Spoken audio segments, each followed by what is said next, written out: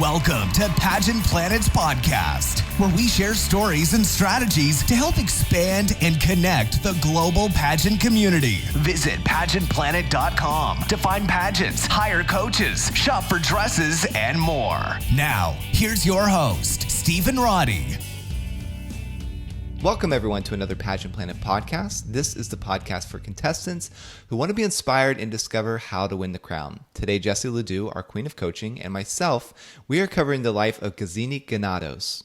You probably remember Gazini Ganados as being the reigning Binibining Pilipinas 2019 queen. Gazini won the title, and this allowed her to represent the Philippines at the 2019 Miss Universe Pageant. Although she did not win the Philippines its third Miss Universe title in the last 5 years, she proudly placed in the top 20 and is still one of the most looked up to Filipina beauty queens as the universe has ever seen. Gazini is not just a beautiful model and Filipina beauty queen. She is also educated in tourism and holds her advocacies very highly and close to her heart. She has been primarily known for advocating for elderly rights and quality of life, as well as HIV and AIDS research. While the Philippines is the number one place to become famous from pageantry, Gazini remains humble to herself and her passion to serve. She is still actively enjoying living a healthy lifestyle, volunteering with numerous causes, and utilizing her title as Miss Universe Philippines 2019 to bring awareness to many important causes even after the Miss Universe competition.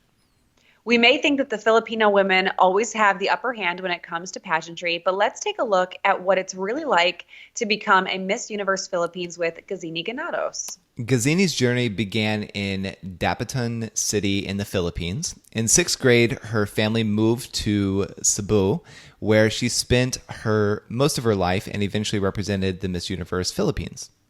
While her life was filled with love, there was still a piece of her missing. Gazini was predominantly raised by her Filipino mother and grandparents, as her father was not part of her life. She did not get a chance to meet him as he lived in Pakistan. Being raised by her mother and grandparents taught Gazini to be kind and caring, yet tough and strong. These qualities continue to serve her throughout her life. Two things were consistent growing up in Gazini's life: her love for travel and her grandparents. She graduated from the University of San Juan in Cebu City with a degree in tourism management and a certificate in healthcare services. Gazini has always had a love for the outdoors and physical activity. Who wouldn't love adventuring around the oldest city in the Philippines with so much history and culture? Her outdoor hobbies included walking her dogs every morning, biking, scuba diving, and skydiving, which is a no from me. What a unique combination, right? It's like, okay, I'm either falling from the sky or going to the depths of the earth. You know, it's like that dichotomy there. It's interesting. Have you heard of the Loki bracelets? No.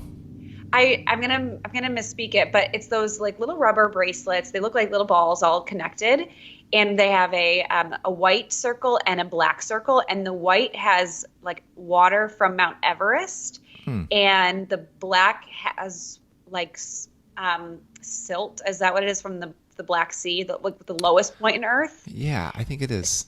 Is that what it is? Anyway, I wanted to say it. We'll go with that. Yeah, if you cut those open, like there actually is things in it, but it's supposed to connect you to the highest points and your lowest points, which is like nice. A really interesting mindset. So I just felt like Gazini is the personification of a Loki bracelet. A Loki bracelet. Both sides. What a great gift too. Mm-hmm. Yeah, that's something I would rock if any of my family is listening. Yeah. Gosh, where are we? Okay, so her adventurous and charismatic personality landed Gazini her first modeling job when she was only 15 years old. And modeling and pageantry in the Philippines are far different than what they are in America.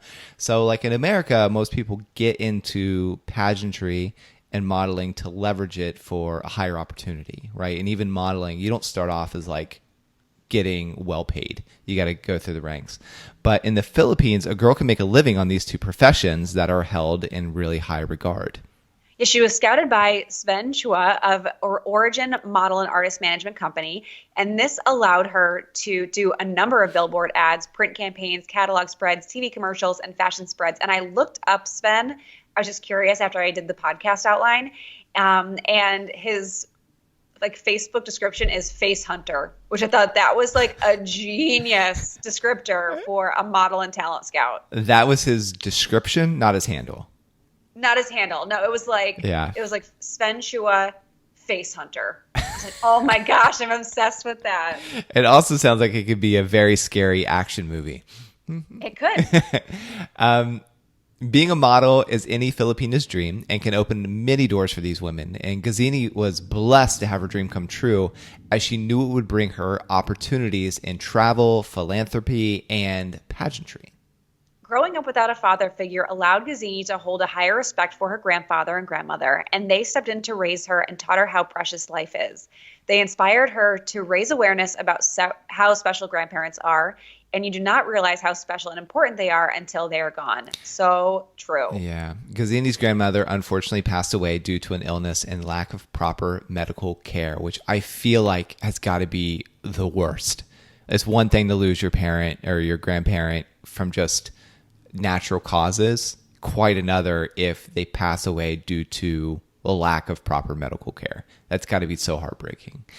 And as an advocate for elderly care, Gazini is always looking for feasible, sustainable, and practical ways to help them live fully, healthily, and happily. Creating a sustainable journey is creating an ecosystem of love and respect. She wanted to do more to improve their lives through active, purposeful, and positive aging. And it was important for Gazini to educate others on how important it is to create health programs for cognitive and physical functions, create a sense of community spirits, and for sustainable long-term care and quality of life. On top of her work with the elderly, Gazini has also advocated for HIV, AIDS, and LGBTQ rights, which are very noble and popular causes in the Philippines. And these issues were also represented by former Miss Universes from Philippines, Catriona Gray and Pia Wurtzbach. This advocacy carried into Gazini's pageant career as well, and although it was not understood by many, it was something that she stayed true to. Remember that if you ever feel like your platform or cause is not relevant to the general public, it is relevant to the target audience you are hoping to help. And I didn't have a coaching moment planned here, but I'm going to pipe in because with this, I want you to think about your platform in several different ways. Yes, it is relevant to the people you're hoping to help, but you need to get in the door for speaking engagements, fundraisers, whatever it is. So you need to have a 30-second pitch of what it is and why it's important.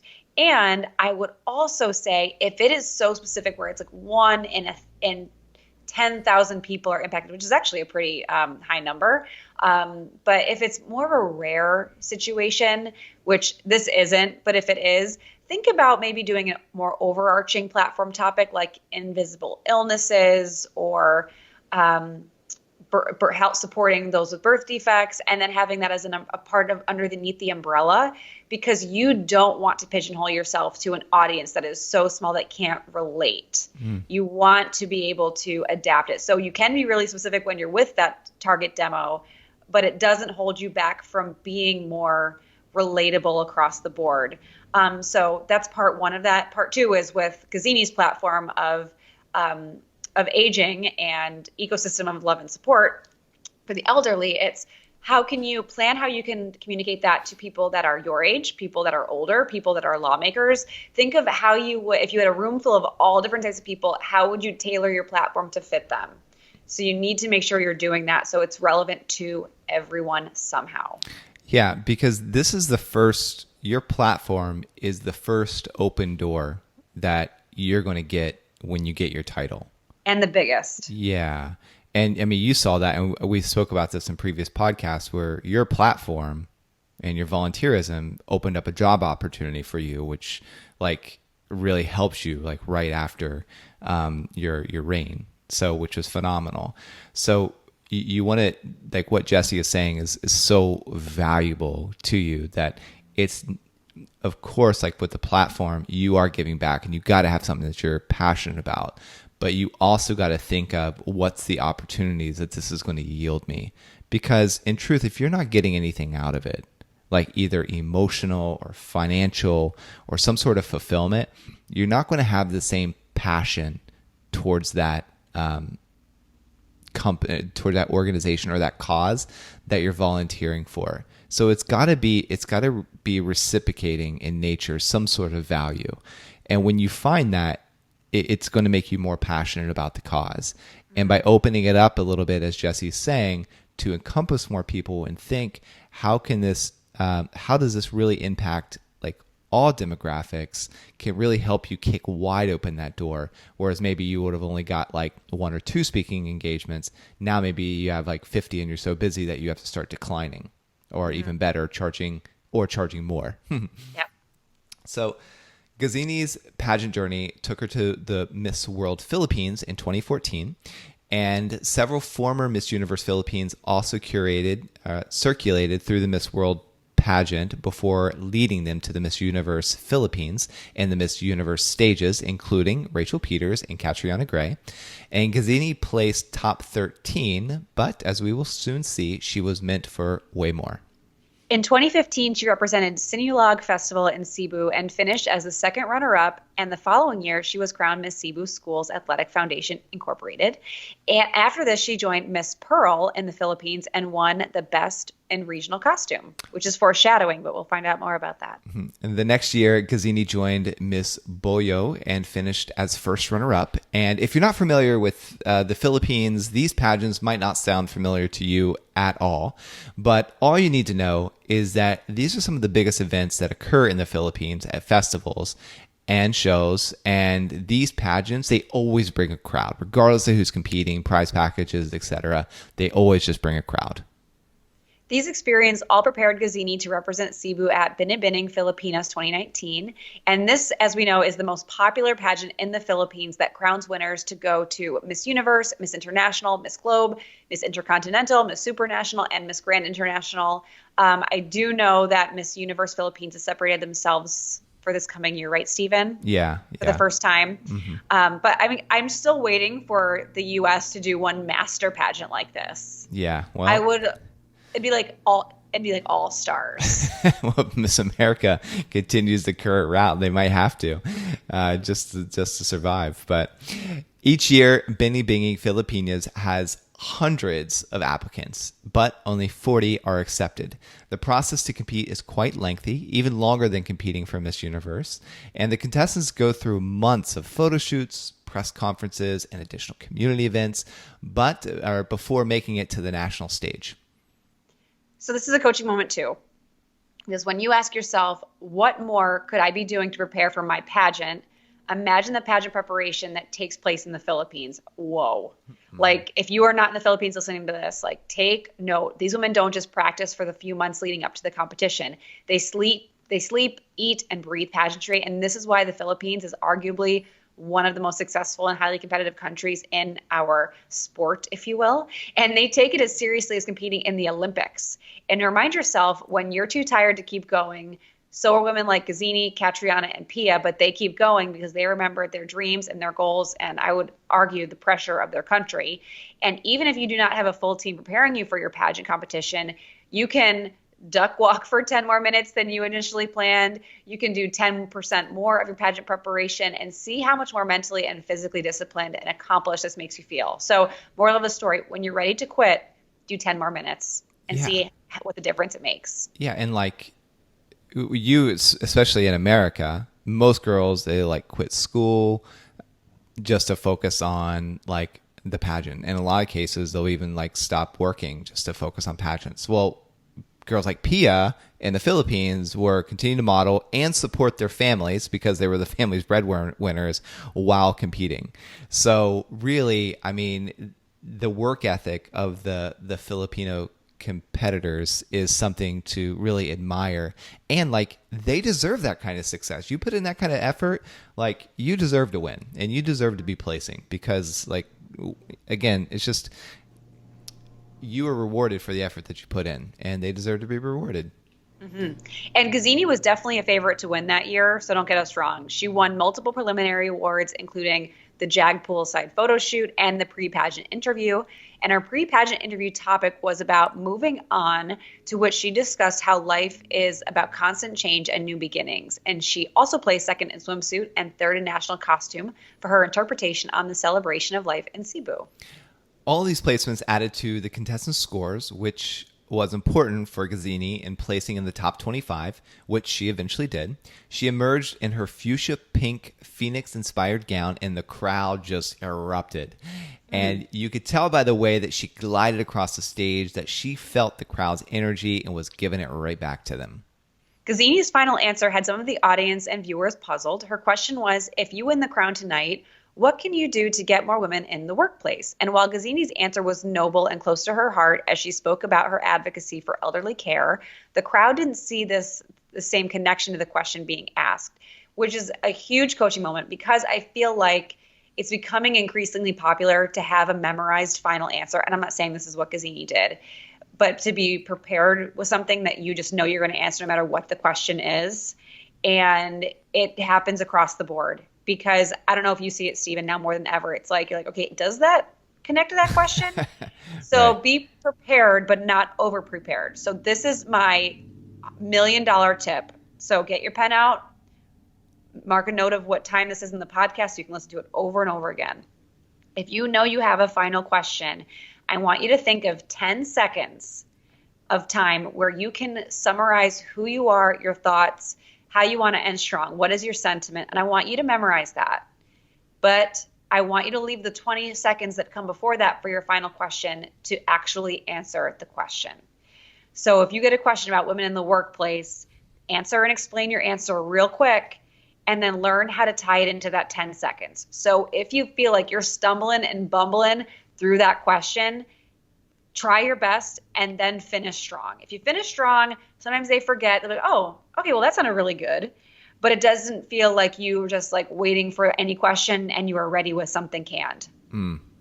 Could it also be flipped to where, like, let's say that 10 seconds, could you also maybe position that in the beginning and that kind of helps prepare, like it gets you like steam to answer the actual question? I would say no. And the reason being is you're trying to recite something memorized while also panicking, thinking about what you're going to say.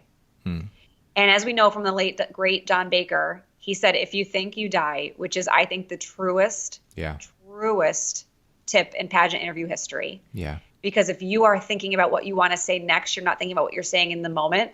And I can see a lot of contestants getting tripped up by that. So at least you're like, okay, I'm through it. Okay, home stretch. Now I go into autopilot and I just finish strong. Yeah. And I could see, going back to what you originally said about like people just memorizing an onstage question answer, regardless of what their question is, it's kind of like taking a tip from the political game here in America. A politician gets asked something, he completely ignores the question, just starts talking about something else, and people are like, wait, what? That didn't even answer the question.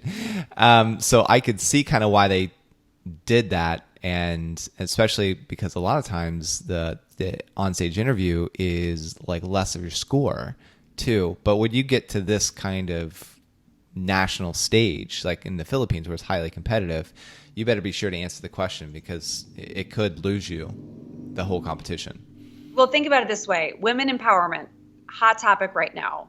If you have an answer on women empowerment, you're like, okay, this will satisfy questions about social media. It'll satisfy questions about who could be the next female president in any country. It could satisfy women in the workplace, pay gap. Like, think of all the ways a women empowerment answer could fit in.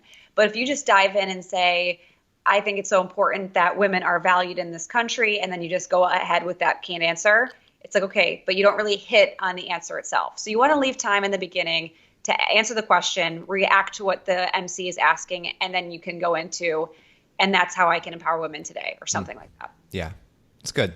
Okay, so despite the backlash for her onstage answer, it was undeniably that she was the best fit to go to Miss Universe. Gazini won Miss Universe Philippines and was crowned by the current Miss Universe Philippines and Miss Universe 2018, Catriona Gray. She also won Best in Long Gown for her fuchsia pink gown and iconic Phoenix walk, and the face of Binibining, better known as Miss Photogenic. The Philippines is placed in the Miss Universe competition for 9 consecutive years, and Gazini had a lot of pressure to maintain the streak. She worked with 2 pageant camps to help her prepare for Miss Universe. Miss Universe 2019 was set to be held in Atlanta, Georgia, and Gazini always looked strikingly beautiful, which comes at a price. She had 4 outfit changes a day, and I know, it makes you wonder how much luggage she had to bring over. And on final night, the crowd was surprised as Gazini was not called as one of the top 5 countries from Asia and Africa. They breathed a sigh of relief, though, as she was selected as one of the wild cards to make it into the top 20. I know in our staff chat, we're like, what? Philippines? Like, not, so we have this internal staff chat for those of you that don't know, and we all chat back and forth during like Miss Universe, etc.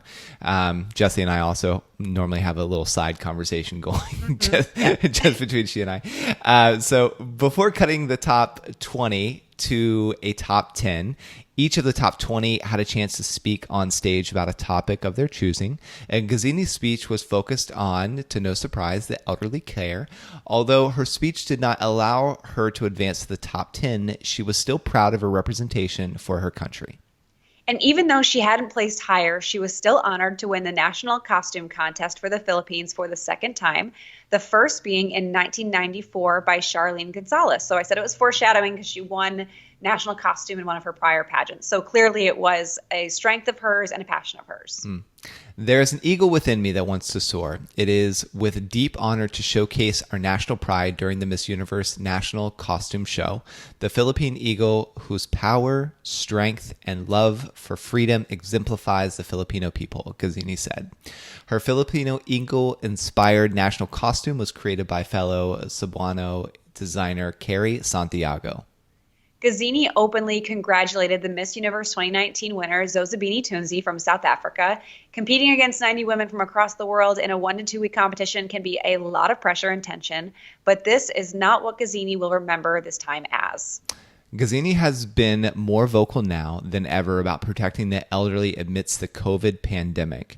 Gazini is also a Sustainable Development Goals ambassador by educating for long-term changes to Impact 17 Sustainable Development Goals, including eradicating poverty and pollution. She is working as a model with Empire Models LA, and she even spent some time in California after Miss Universe this past December.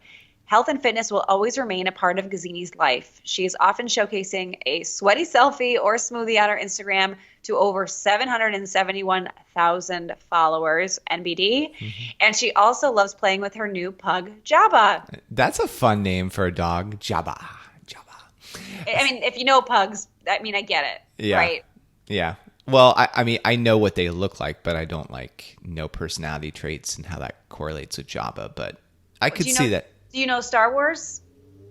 Oh, okay. Jabba the Hutt. Yeah. Got it. Okay. That came full circle. So as you can tell, I'm not like a religious follower of Star Wars, but yes, I have seen it.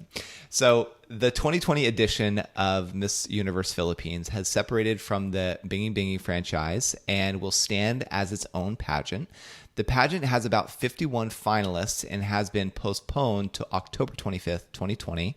Gazini will crown her successor at the very first Miss Universe Philippines pageant, at this time in hopes that the next queen can continue the placing streak at Miss Universe for the Philippines.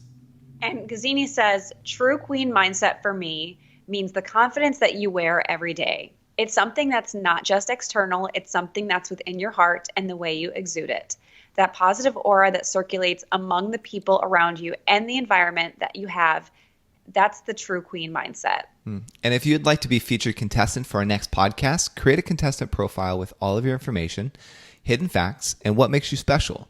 Then email support@pageantplanet.com so we can review your profile, and we'll let you know after you submit if you're scheduled. Also, a special shout out to Maria Gerlando for doing the research, and thank you for listening. And if you've received any benefit from this show or from ones previous, please consider giving us a 5-star review. It might seem like a small action, but it really does help us keep the show going. So until next time, take care. Want to become a part of pageant history? Create a free contestant or business profile on pageantplanet.com to unlock hidden features and connect with other experts throughout the world.